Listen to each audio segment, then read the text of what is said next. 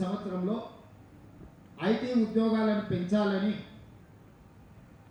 ITIR కారిడార్ను Telangana రాష్ట్రానికి మన్మోహన్ సింగ్ గారు ఇస్తే మోడీ గారు చంద్రశేఖరరావు గారు 2017లో ఐటీ కారిడార్ను రద్దు చేసి లక్షలాది మంది ఐటీ నిపుణుల యొక్క ఉద్యోగ ఉపాధి అవకాశాలను పోగొట్టింది కేసీఆర్ నరేంద్ర మోడీ గారు కాదా?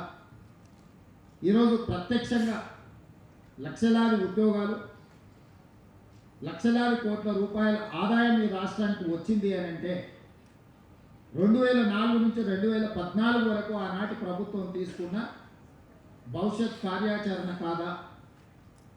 మరి 2014 నుంచి 2024 వరకు చంద్రశేఖరరావు గారు, నరేంద్ర మోడీ గారు, కిషన్ రెడ్డి గారు, కేటీఆర్ ఈ నలుగురు కలిసి హైదరాబాద్ నగరంలో చేసిన అభివృద్ధి ఏదో ఒకటి చెప్పండి.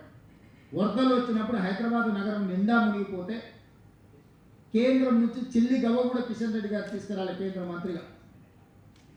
సచివాలయంలో ఉన్న దేవాలయాన్ని కూలగొట్టే కూడా, సచివాలయంలో ఉన్న మసీదును కేసీఆర్ కూలగొట్టే కూడా, కిషన్ రెడ్డి గారి సొంత నియోజకవర్గంలో ఇంత దుర్మార్గం జరిగితే కూడా ప్రశ్నించలేదు.